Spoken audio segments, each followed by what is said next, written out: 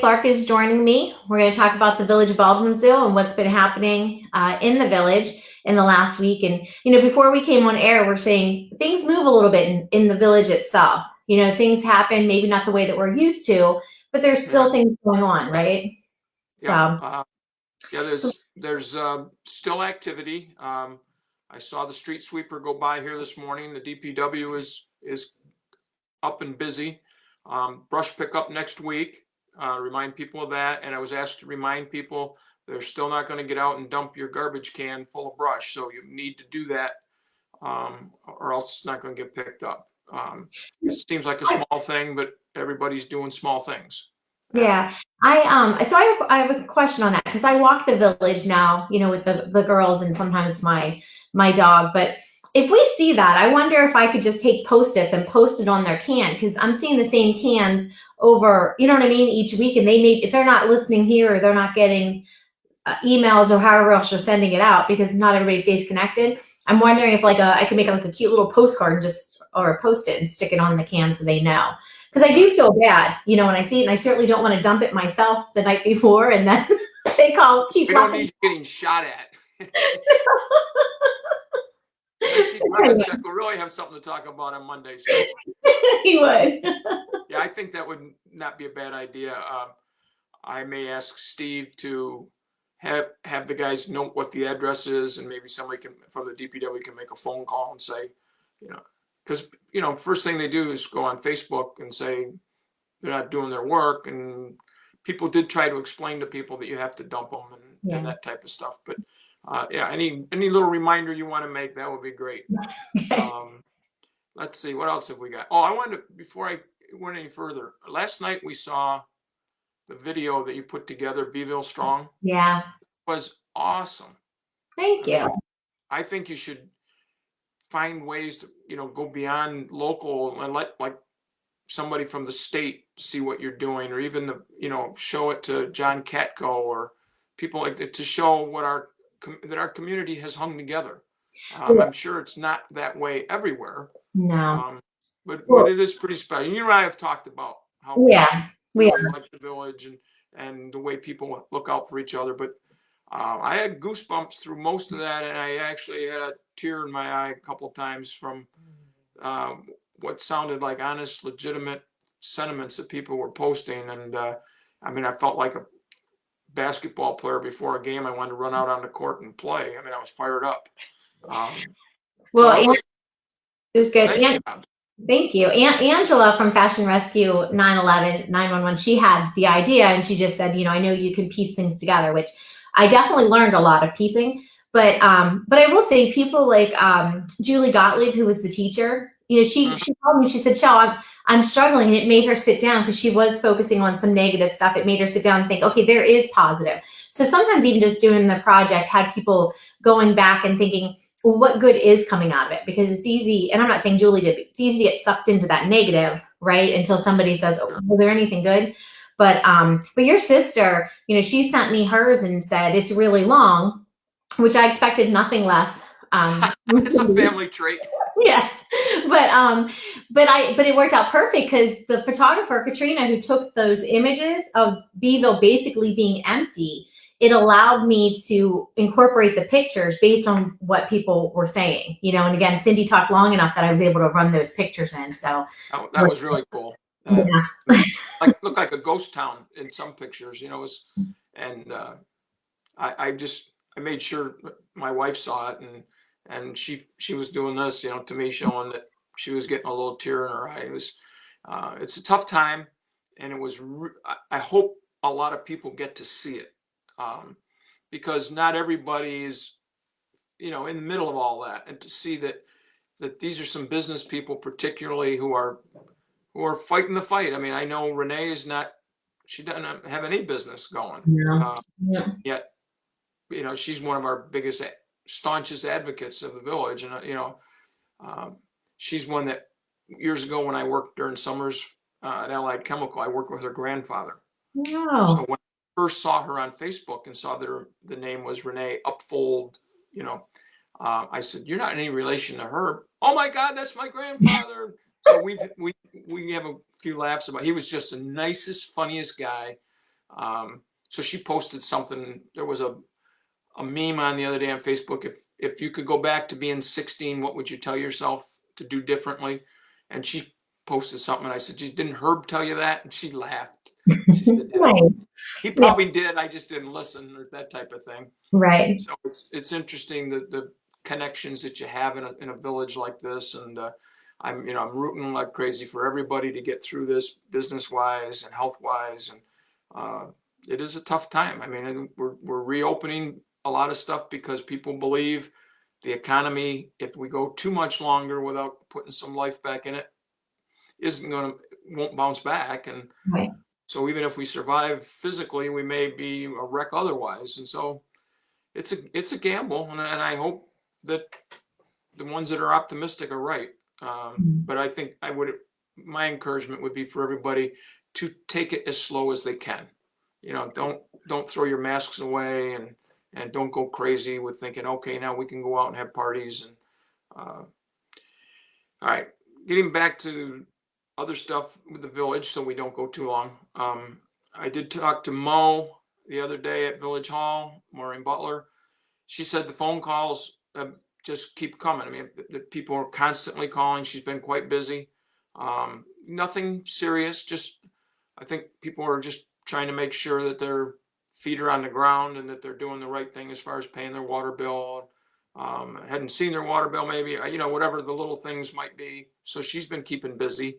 I talked to Ruth over at the senior center. They've got a couple of events that they had approached the village with at the last village board meeting. Didn't have a date for them yet, but they're very interesting. Mike Conway, who's a former teacher in the school district, he taught at Reynolds for years. He taught art, has an art group at Canton Woods, and they're going to have an art show, but it's going to be a virtual art show. And probably sometime around Memorial Day, they'll tape it, and they're going to have the artists come in. They'll have like a 15-minute slot. They'll set up, whether it's paintings or whatever it is. Joe Lafredo, who was a former PAC-B guy who retired, has come out of retirement to do this one. So then you'll show your artwork, and you pack it up, put it in your car, you leave, somebody else will come. So they're probably going to have an hour and a half of art videos, and then they can put it on PAC-B where everybody can see it. Right. And kind of keeps it alive a little bit and gives them something to look forward to. Through all of this, the peace lunches have been suspended. That we had peace lunches at Senior Center on Monday, Wednesday, and Friday.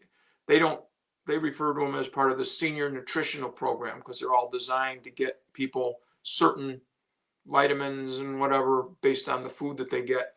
They're talking about possibly going to a pickup service where Peace would come and have a truck with frozen meals.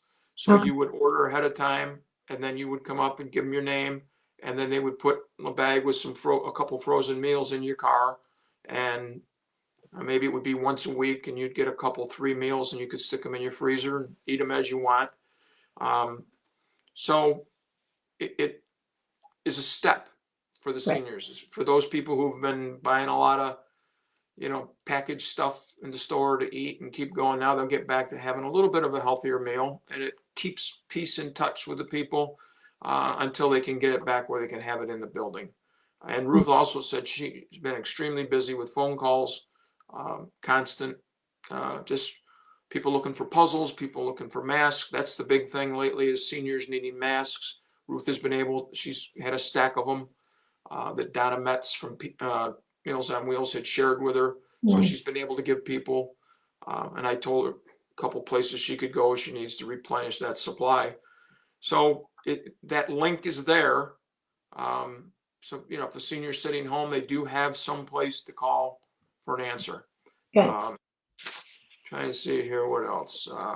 Codes has been busy. The usual stuff. The weather's getting nicer now. Some more people are looking to do decks and so on.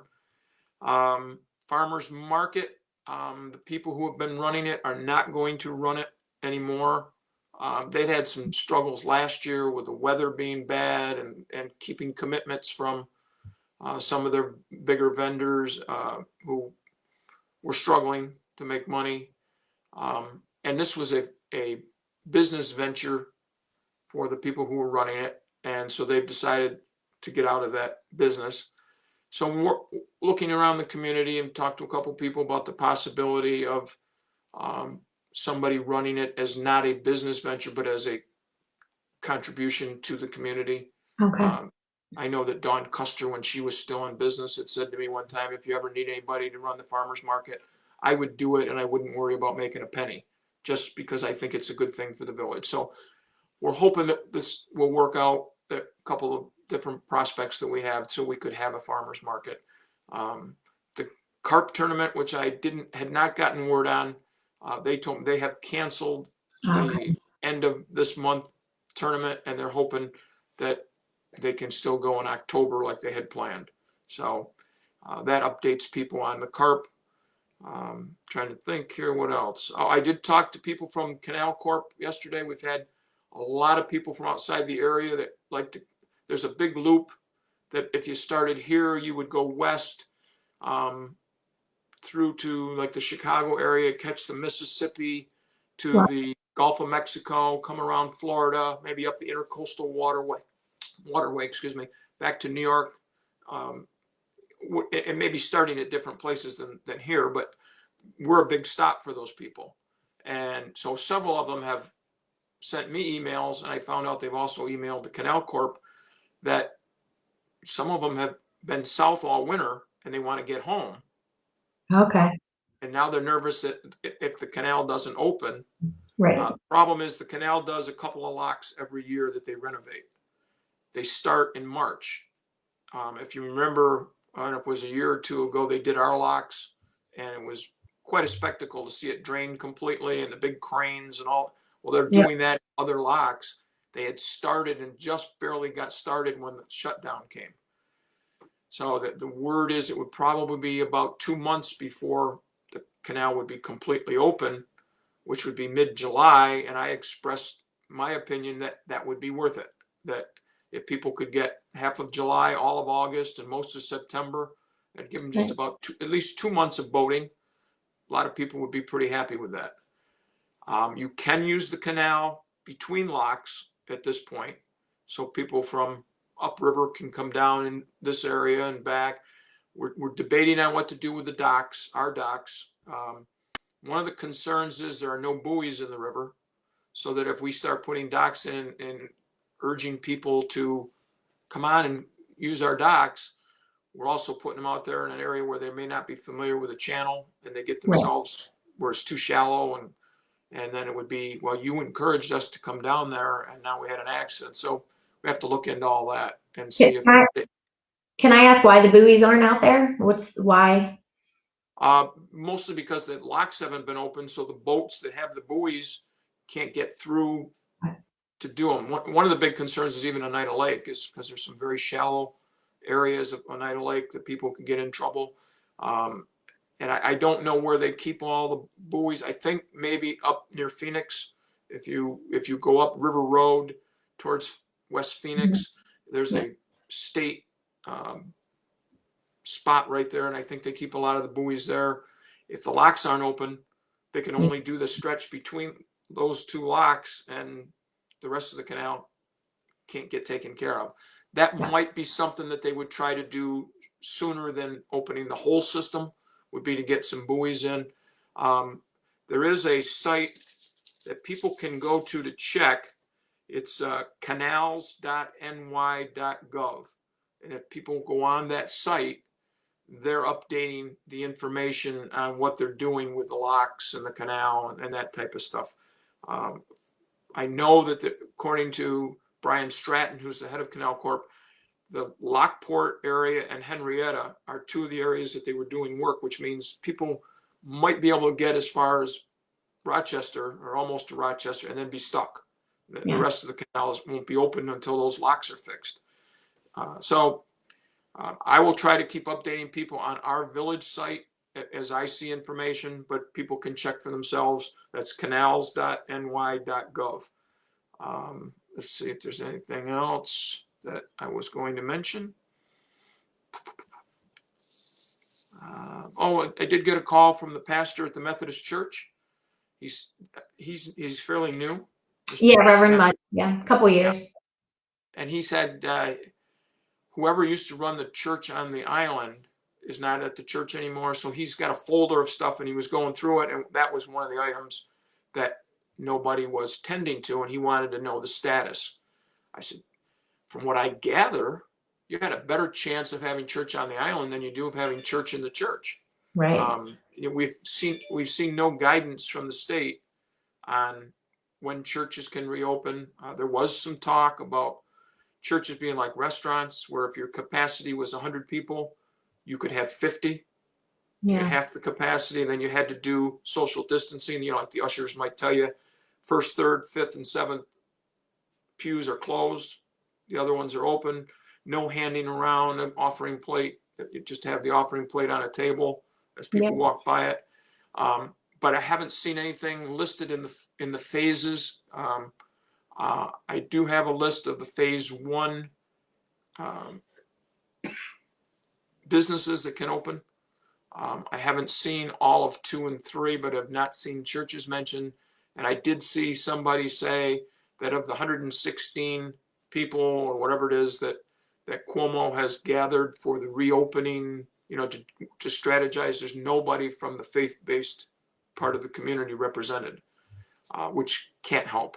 No. So I'm guessing big churches, Catholic Church, the Methodist Church as a whole, those kind of groups are going to have to approach the state for some kind of guidance. And if I see anything, I'll post that again on our village Facebook page and our website. And we have a meeting next Thursday, village board meeting, not tomorrow night, but next Thursday. And if any of that stuff has changed, I'll update people then. And if we have reason to meet again, you and I, and any of that stuff, that would be because some of that stuff has been more decided. Okay. Other than that, I don't have. Oh, I did get some. I watched Mike Leffencheck and Bob Wick's sessions, and Bob Wick's got to get a better system. He blacked out again. I don't know. It might be me. Who knows? I don't know.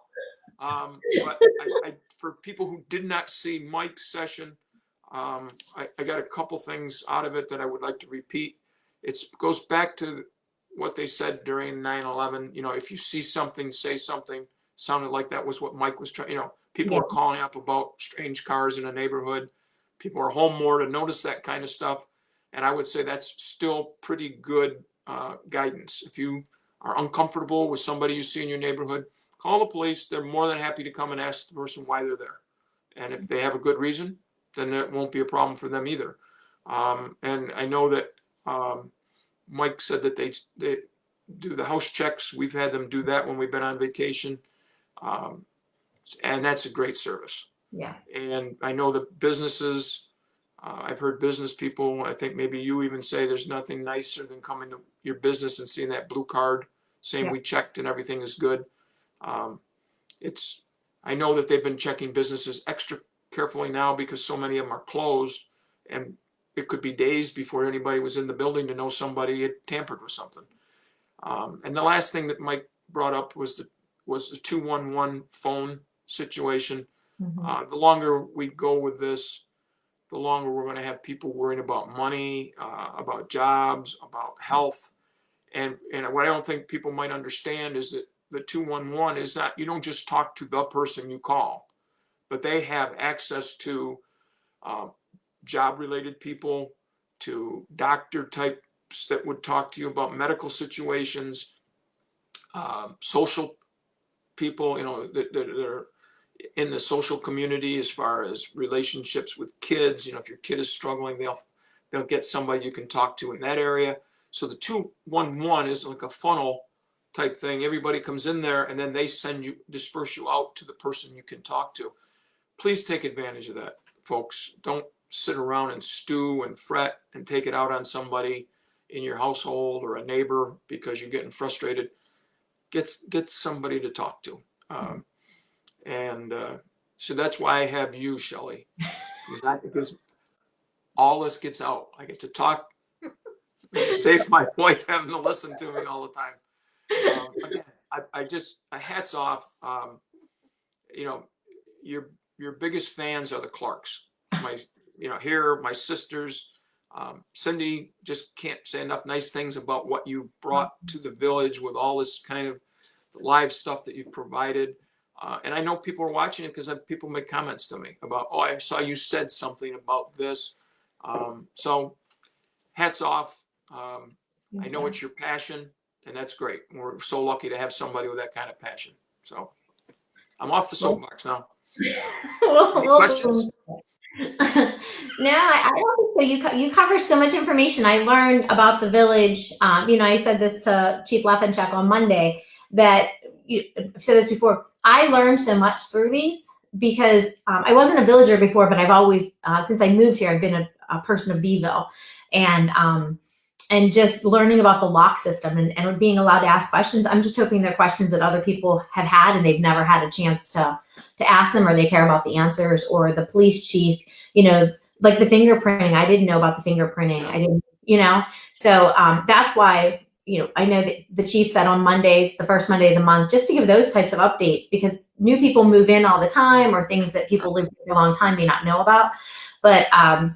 But with you and I at least doing it maybe twice a month, if not something else coming up more, if there's a big event or something that you want to get out there, there's so much that happens in our area. It's just, it's amazing. And I think what COVID-19 did that we didn't put in that video is it made more people aware of what happens in our community and how special and great the community is, and how much people band together. So whereas I've known that for a while, you've known that for a while, your sister, but other people, and Pam, who's running Baldwinsville, Helping Baldwinsville, made a comment about that as well. Like, she learned the heart of the village and the community because of COVID-19. So good things. It's not great. And I think Becca Miller said it, quote unquote, sucks, don't want to downplay it, but a lot of good things hopefully continue to come out of it. So, and I would hope that people have been so supportive of the businesses, and I hope that they would